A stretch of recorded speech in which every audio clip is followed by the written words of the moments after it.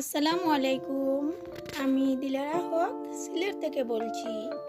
Bangladeshi blogger Dilara চ্যানেলে স্বাগত জানাই।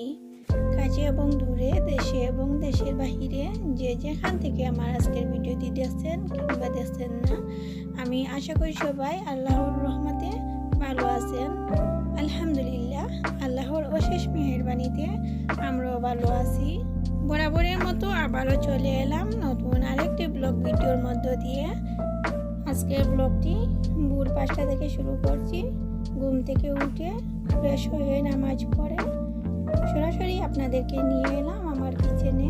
তো কিচেনে এসে অফ ক্যামেরায় আমি ম্যাগি নুডলস সিদ্ধ করে নিয়েছি, আর এখন আমি নুডলসটা বানিয়ে নিচ্ছি। তো আমি এখানে নুডলসটা বানাতে প্রথমে কড়াইতে দিয়ে দিচ্ছি পরিমাণ মতো তেল, দিয়ে দিচ্ছি পেঁয়াজ কাঁচামরিচ কুচি, এরপর দিয়ে দিচ্ছি এখানে টমেটো কুচি।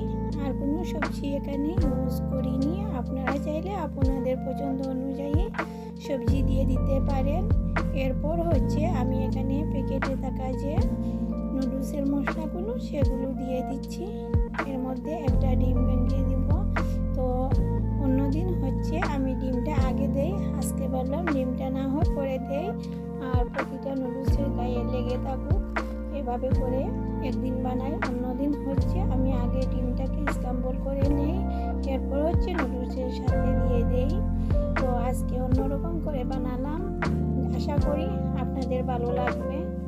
জানি না কে কে আমার সঙ্গে আছেন, আমার ভিডিওতে ক্লিক করে এই পর্যন্ত চলে এসেছেন।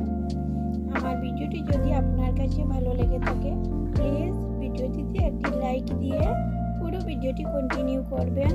আর যদি আপনি আমার চ্যানেলে আজ নতুন ভিজিট করে থাকেন, আমার ভিডিওটির কোনো অংশ যদি আপনার কাছে একটু হলেও ভালো লেগে থাকে, আমার এই ছোট্ট চ্যানেলটি সাবস্ক্রাইব করে পাশে থাকা বেল বাটনটির অল অপশনটি চেপে দিবেন। এতে করে আমার দেওয়া পরবর্তী ভিডিওর নোটিফিকেশন সবার আগে আপনার মোবাইলে চলে যাবে। আর যদি আপনি অলরেডি এই কাজটি করেই থাকেন, তাহলে আপনাকে অসংখ্য ধন্যবাদ। এতক্ষণ ধরে সেই বিরক্তিকর কথা বলতে বলতে আমি আমার ছেলে এবং মেয়ের টিফিনটা রেডি করে নিলাম। এরপর আমার ছেলেকে মাদ্রাসা পাঠিয়ে আবারও কিছু সময় ঘুমিয়েছিলাম। তো এখন আমি দুপুরের রান্নাবান্নায় চলে আসলাম।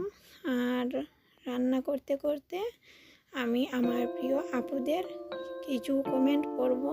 তো এখানে আমি মাছ ভেজে নিচ্ছি। আর আমি সব সময় যেটা করি, হলুদ লবণ দিয়ে মাছটা ভাজি। আর মাছ ভাজার সময় আমি ঢাকনা দিয়ে ঢেকে মাছ ভাজি, এতে করে উপরের দিকে তেলের যে একটা গিরিশ আছে সেটা উঠে না, তাছাড়া চুলার আশপাশও নোংরা হয় না, তাছাড়া তেলও অপচয় হয় না। দেখা যায় অনেক তেল উপরের দিকে ছিটকে যায়, চারিদিক পড়ে যায় তেলে। এজন্য আমি চেষ্টা করি ঢাকনা দিয়ে ঢেকে মাছ ভাজা করার জন্য। এখন আমি এখানে তরকারিটা বসিয়ে দিচ্ছি। তো আমি এখানে রান্না করব মূলা। তো মূলা অনেকেই রান্না করতে পারে বা অনেকের পছন্দ আছে, অনেকের পছন্দ না।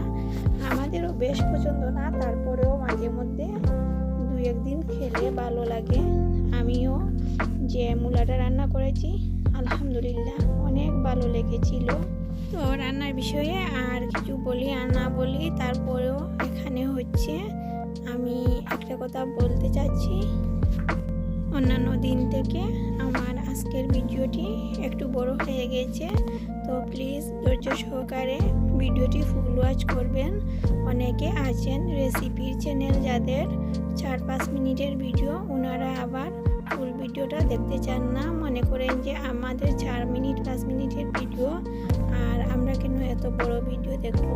তো আপুদের উদ্দেশ্যে বলছি, আপুরা, আমি যেহেতু একদিন পর পর ভিডিও দেই, এজন্য আমার ভিডিওটা কিছু বড়।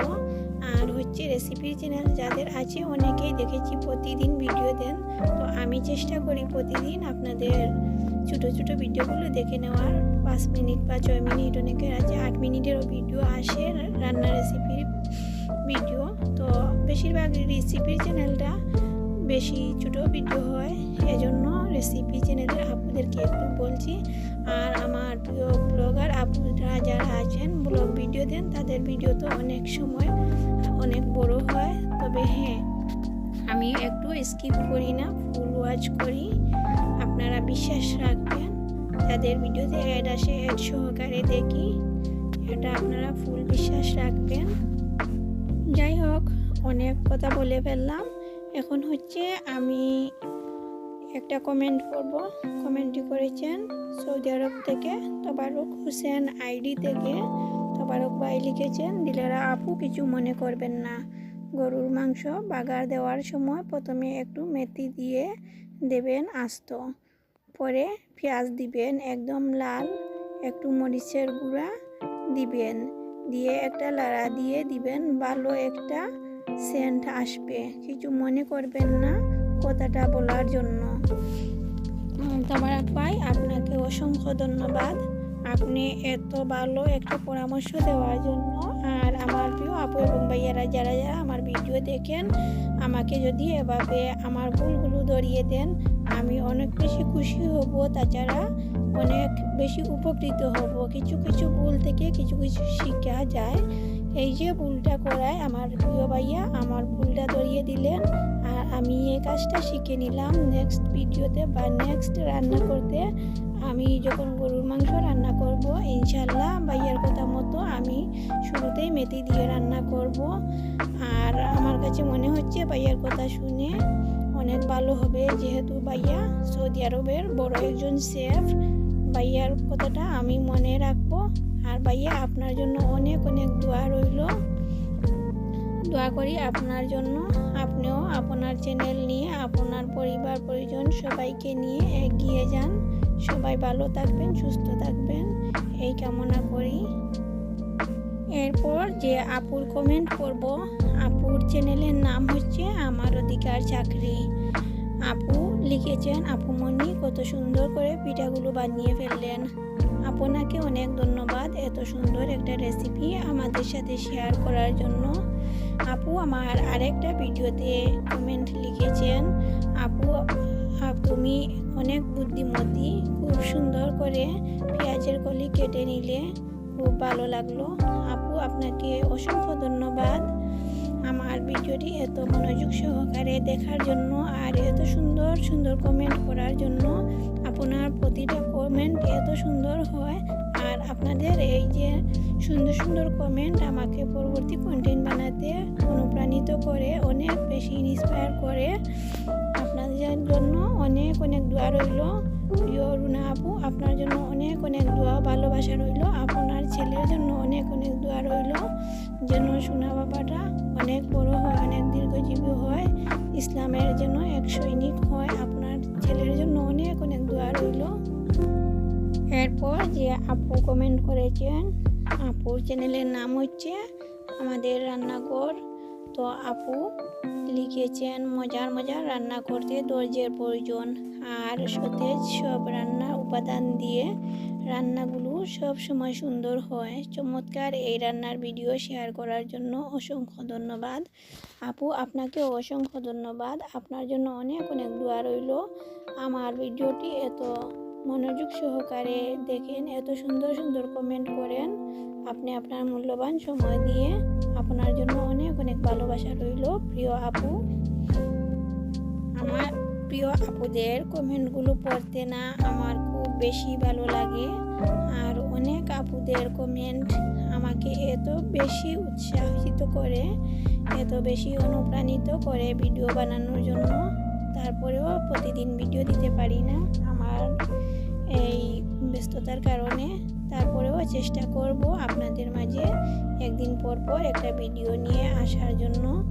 আর আপনাদের কাছ থেকে এই সুন্দর সুন্দর মূল্যবান মতামত পাওয়ার আশায় আমি থাকি, যে আপনারা আমাকে কত সুন্দর সুন্দর ইনফরমেশন দেন, কত ভালোবাসা দেন। আপনাদের ভালোবাসায় আমি এই জায়গায় আজ পর্যন্ত আছি। আমি ভাবছিলাম না, যখন প্রথম চ্যানেল খুলি ভাবতেই পারছিলাম না যে আমি এতদিন টিকে থাকতে পারবো। আলহামদুলিল্লাহ, আল্লাহর অশেষ মেহেরবানি আর আপনাদের ভালোবাসায় আজ 1 বছর হয়ে গেল আপনাদের মাঝে আজ করবেন যেন আপনাদের মাঝে থাকতে পারি আর ভালো কিছু উপহার দিতে পারি। আমি তেমন একটা কিছু দিতে পারি না আপনাদের মাঝে, তেমন সুন্দর একটা ভিডিও নিয়ে আসতে পারি না, তারপরেও চেষ্টা করি আমি আমার ডেইলি রুটিন বা ডেইলি ব্লগে যা থাকে আমার প্রতিদিনের কর্মব্যস্ত জীবন থেকে কিছু কিছু সময় বা কিছু কিছু কাজ আপনাদের মাঝে উপস্থাপন করি। জানি না কার কাছে কেমন লাগে, অবশ্যই কমেন্ট করে জানাবেন। এই ছিল আমার আজকের ভিডিও। পরবর্তী ভিডিও দেখার আমন্ত্রণ জানিয়ে আজ এখানেই বিদায় নিচ্ছি। আল্লাহ হাফেজ। আসসালামু আলাইকুম।